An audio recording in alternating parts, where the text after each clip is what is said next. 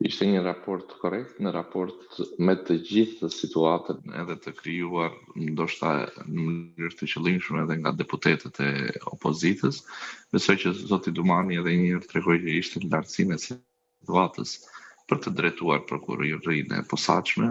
nëse do të krahasojmë punën e zotit Dumani me punën e zotit Kraja, pavarësisht se zoti Kraja ka qenë edhe në hapat e para të prokurorisë së posaçme, besoj që e ka ngritur në një nivel tjetër, dhe tani më është detyra e drejtuesit të ri që të zgjidhet në fund të dhjetorit të vitit 2025 që ta marrë këtë punë dhe ta çojë akoma më përpara. Për të kthyer raportit në kuvend, unë besoj që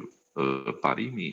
i pushtetit dhe ndarjes së pushteteve, por edhe kontrollit të tyre për parimin check and balance, në rastin konkret është i disproporcionuar dhe sjell dhe rezultate të tilla në parlament. Nga njëra anë, Republika e Shqipërisë, sipas kushtetutës, është republikë parlamentare, sovraniteti i popullit i delegohet të zgjedhurve të saj, dhe patjetër që parlamenti jo vetëm që është organi më i lartë legislativ, por është edhe organi më i lartë kushtetues. Dhe si të tillë, të gjithë drejtuesit e organeve kushtetuese, si drejtuesi i prokurorisë, pra prokurori i përgjithshëm, ashtu dhe drejtuesi i prokurorisë posaçme, kanë detyrimin që të japin shpjegime